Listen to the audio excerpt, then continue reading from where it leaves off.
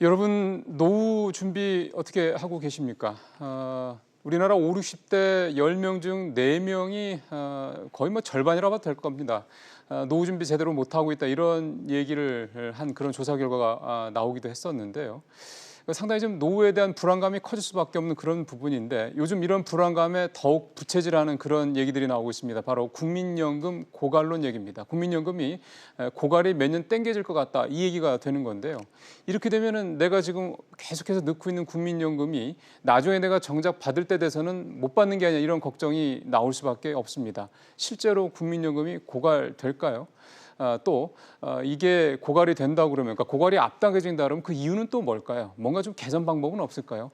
요즘 말도 많고 탈도 많은 국민연금 얘기 오늘 좀 얘기를 해보도록 하겠습니다. 도움 말씀을 위해서 홍익대 신성환 교수 전화 연결돼 있습니다. 교수님 안녕하십니까? 예, 안녕하세요. 예, 오랜만에 뵙습니다. 예, 자, 일단은 이거부터 여쭤보겠습니다. 제가 나중에 국민연금 못 받는 일이 생길 수 있습니까, 실제로?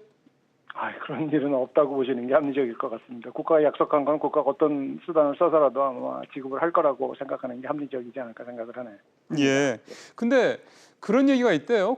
국가가 우리나라 같은 경우는 국민연금을 국가가 이렇게 준다라는 게 명문화돼 있지 않다 뭐 이런 얘기가 일각에서 있던데 이게 맞는 얘기입니까? 맞습니다. 국가가 지급 보장을 한다는 명시적 조항은 없지만 그래도 국민연금 지급을 국가가 이 약속을 지키지 않을 가능성에 대해서는 뭐 거의 없다고 보시는 게 합리적이라고 생각을 합니다. 좋습니다. 그러면 이제 본격적으로 오늘 좀 저희가 궁금한 부분에 대한 교수님의 답변을 좀 말씀을 좀 듣겠는데요. 일단 지금 국민연금 고갈 시기가 앞당겨진다는 얘기가 계속 나오고 있는데 이게 무슨 얘기입니까? 뭐 국민연금 기금이 이제 완전히 없어진다는 걸 의미하죠. 그래서 그 시점이 예전에는 한 2060년이라고 생각을 했다가 이제 지금 한 5년 정도 앞당겨지고 이게 향후 인구 구조나 이 변화에 따라서 더 가변적이다라는 걸 의미합니다. 예. 그 고갈 시기가 앞당겨질 만한 그런 이유가 분명히 있을 텐데요. 예, 이거 뭐 당연히 이제 예상했던 거에 비해서 받는 사람 숫자는 늘어나는데 이 연금보험료를 내는 사람 숫자는 줄어들고요. 뭐 출산율 저하나 이런 것들 때문에. 거기에다가 이제 이 부족분을 기금 운용 수익으로 메꾸려고 생각을 했는데 예. 이자율이 굉장히 떨어지면서 기금용 수익도 예전에 생각했던 것보다 매우 낮은 수준으로 유지가 되기 때문에 당연히 이 고갈 시기가 앞당겨질 수밖에 없는 상황이죠. 그러니까 쉽게 저희가 이해를 하면 저출산 문제 때문에 국민연금을 낼 사람들은 앞으로 갈수록 줄어들 텐데 이제 국민연금을 받는 이 노령자들이 늘어나면서 고령자들이 늘어나면서 국민연금을 받을 사람들은 늘어나니까 그건 당연히 연금 그 고갈 시기가 당겨진다. 예, 거기에다 맞습니다. 뭐 수익률이 좀 좋지 않은 것도 좀 있다 이렇게 좀 말씀을 하신 예, 건데 그렇습니다. 다음 주입니다. 17일 날 국민연금의 제4차 재정축의 발표가 예정이 돼 있는데요. 말은 좀 어려운데 쉽게 생각하면 이 자리에서 이제 앞으로 국민연금을 어떻게 이제 운영을 하겠다, 개선을 어떻게 하겠다 이런 내용들이 발표될 것으로 알려지고 있거든요.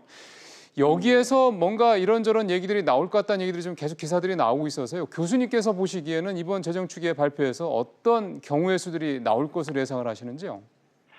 크게 보면 아마 이제 보험료를 얼마나 올릴 거냐, 즉 국민연금이 받는 보험료 수입을 어떻게 증가시킬 거냐, 그리고 국민연금이 지급해야 될 연금 급여를 필요하다면 삭감을 하거나 현행대로 유지를 하더라도 그 타이밍을 어떻게 최대한 늦출 거냐 하는 부분에 대한 대안들이 제시되지 않겠느냐 그렇게 생각을 합니다.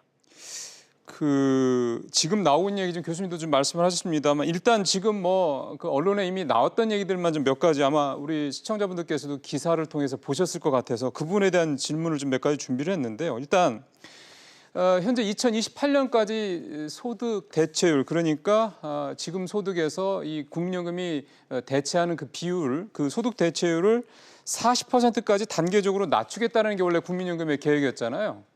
예. 그렇죠. 근데 그거를 뭐 45%, 그러니까 올해가 소득 대체율이 45%인데 이 정도까지 유지하겠다 이런 얘기들도 좀 얘기가 나오는 것 같은데 이렇게 되면 이게 무슨 영향이 있는 겁니까? 앞으로 국민연금에? 물론 이제 이 소득 대체율을 지금 현행대로 유지하겠다는 이 변화, 이 정책 대안만 제시가 되면 이건 고갈 시기를 분명히 앞당길 수 있는 변화이긴 하지만 이것만 단독으로 시행되는 게 아니고 보험료 인상이나 이런 것들과 함께 시행이 되기 때문에 고갈 시기가 종합적으로 보면 고갈 시기는 분명히 늦춰질 거라고 생각을 합니다. 그러면은 그만큼 40%를 받기로 했던 걸 45%로 유지를 한다는 얘기는 그만큼 한 5%포인트 국민연금을 이제 받는 사람 입장에서는 더 받을 수 있다 이런 얘기지 않습니까? 그렇습니다. 이제 현실적으로 보면 국민연금은 뭐 이 용돈연금이다 이제 이런 비판이 굉장히 그렇죠. 거세기 때문에 예. 국민연금의 이 급여 수준을 낮추는 것은 현실적으로 굉장히 어렵다고 보여지거든요.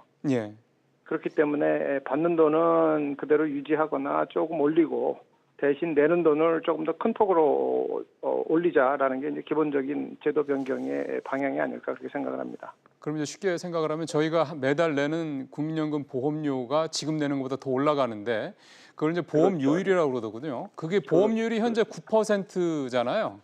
예, 예. 이게 지금 뭐 얘기 나오는 거는 기사화돼서 나오는 내용을 보면은 4%포인트를 더 올려서 13%까지 올리겠다 이 정도 얘기가 나오던데 예, 이 정도 올리게 되면은 뭐 앞서 우리가 좀 우려하고 있는 뭐 고갈 시기가 뭐 좀 앞당겨질 게 좀 늦춰지거나 뭐 실질적으로 큰 어떤 영향이 있겠다 뭐 이런 부분에서는 어떻게 생각을 하면 되겠습니까? 제가 뭐 이제 꽤 오래전에 제가 분석한 것이긴 하지만 대략 국민연금 보험료를 2% 인상을 하면 고갈 시기가 대략 한 10년 정도 늦춰지는 것으로 제가 분석을 한 적이 있었습니다. 아 그래요? 그리고 국민연금 보험료 2% 인상과 맞먹는 국민연금 기금운용 수익률이 대략 한 1% 정도 추가 수익을 내면 사실은 국민연금 보험료 2% 인상을 하는 것과 동일한 효과가 있는 거죠. 예. 그래서 만약에 지금 현재 기금운용 수익률을 그대로 유지를 하면서 국민연금 보험료를 2%를 올리게 되면 대략 한 10년 정도 고갈 시점이 늦춰지니까 4% 정도 인상하면 대략 한 20년 정도 늦춰지지 않겠느냐 그렇게 보여집니다. 20년 정도, 그러니까 지금 2060년에 고갈될 거로 예상됐던 게 한 2, 3년 땡겨진다고 해서 이제 좀 이런 얘기들이 나오는 건데 교수님 말씀대로라면 보험료율을, 그러니까 보험료를 지금보다 4%만 더 내면 20년 정도 고갈이 늦어질 수 있다. 근데 20년 내외, 뭐 정확한 20년 숫자는 내외로요? 아니지만 대략 한 20, 대략적으로 한 그 정도가 되지 않겠느냐 그렇게 생각을 합니다. 예. 근데 제가 알아보니까 지금 이 현재 우리가 내고 있는 보험료율 9%가 이게 20년째 계속 동결 상태였다면서요?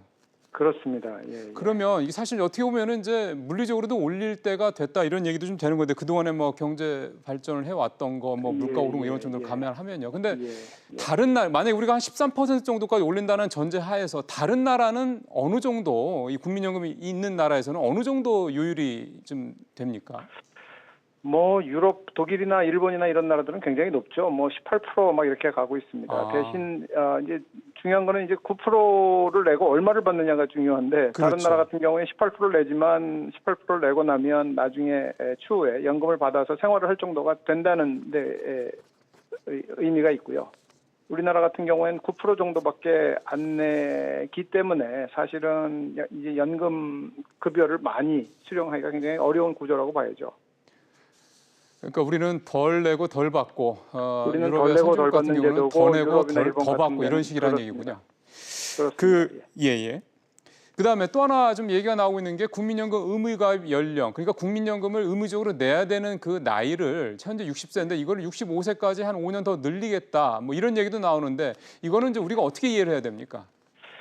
이것은 예를 들어서 이제 제가 62세로 퇴직을 하게 되면 이제 예전 같으면 60세가 넘어가는 순간 사실 이제 국민연금에 계속 가입을 할 의무가 없어졌는데 그렇죠. 지금은 60이 넘어가도 이제 계속 가입을 해야 되고 제가 62세로 퇴직을 해도 예. 향후 3년 동안 이제 국민연금에 지속적으로 가입을 해야 할 의무가 생기는 거죠. 그러면 내가 소득이 따로 없어도 어쨌든 넣어야 된다라는 건가요? 원칙적으로는 그런데 국민연금에는 납부 예외라는 제도가 있거든요. 아, 예. 그래서 소득이 없는 경우에는 납부 예외를 신청하면 납부가 예외적으로 납부가 예외적으로 면제가 됩니다. 대신 국민연금 같은 경우는 이제 오해 소지가 있는 것이 받는 돈이 똑같은데 5년 동안 더 내라는 얘기냐 그건 아니고요. 그렇죠. 5년 동안 더 내면 그만큼 국민연금 연금 급여는 더 늘어나는 거죠, 당연히. 근데 그런 생각이 듭니다. 요즘에 뭐 교수님도 잘 아시겠지만 우리 경제 상황이 상당히 좀 어렵지 않습니까? 뭐 최저임금 뭐 이런 부분들도 있고 여러 가지 뭐 상황이 좀 복잡하게 경제 상황이 돌아가고 있는 상황이기 때문에 만약에 이런 상황에서 이 국민연금을 뭐 더 넣어야 된다. 그러면은 우리가 지금 퇴직이 좀 빠른 이런 국가에서는 이 갖고 있는 분들이 상당히 좀 가입자들 부담이 좀 커지는 게 아니냐 이런 생각이 좀 들어서요. 부담이 굉장히 크죠. 그래서 장기적으로 보면 국민연금 의무가입 이 연령과 정년 이 정년 이제 이 연령이죠. 정년 연령이 일치되는 게 장기적으로 바람직하겠죠. 그렇게 말씀하신다면 이제 65세에 이제 맞춰야 된다 이런 말씀이신데요. 그렇죠, 그렇죠. 이제 마지막 질문을 하나 좀 드려야 될 것 같습니다. 지난번에 교수님 저희 스튜디오에 나오셔서 말씀하실 때도 국민연금의 뭐 개선 이런 부분들에 대해서 좀 말씀을 하신 게 있어서 그런데 지금 저희의 우리나라의 국민연금 상황 그러니까 덜 주고 덜 내고 덜 받는 이 구조 그러다 보니까 국민연금이 용돈연금 수준으로 좀 전락해 있다 이런 평가를 받고 있는 이런 상황을 좀 소득을 나중에 노후 보장이 좀 제대로 될 수 있도록 좀 구조적으로 이제 바꿔야 될 상황이 되지 않았나 싶어서요. 어떤 좀 대책이 필요할까요? 우선 결론적으로 말씀을 드리면 국민연금 문제를 아무런 고통 없이 해결할 수 있는 방법은 없습니다. 네. 뭐 당연히 누군가는 지급해야 될 돈이 일정하다 그러면 누군가는 그 돈을 충당을 해야 이제 지급을 하지 않겠습니까, 그죠? 그렇기 때문에 지금 현재 이 국민연금에 대해서 국민들이 이렇게 불안해하는 가장 큰 이유를 생각을 해보면 예. 국민연금 제도가 장기적으로 어떤 형태로 이것이 운영될 것이냐 하는 이것에 대한 청사진이 전혀 제시가 되지 않고 있거든요. 아, 예. 지금도 뭐 보험료를 올리겠다 뭐 하지만 이것도 굉장히 지엽적으로 지금 뭐 13% 설사 아마 올리기 굉장히 어렵다고 저는 생각을 하지만 네, 네.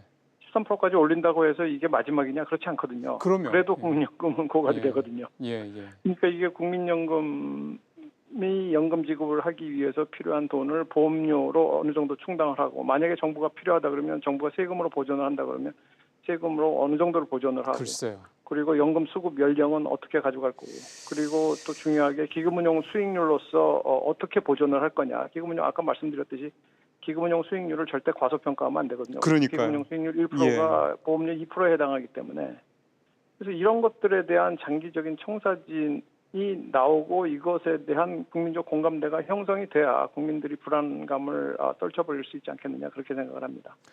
알겠습니다. 교수님 오늘 말씀 잘 들었습니다. 고맙습니다. 예, 감사합니다.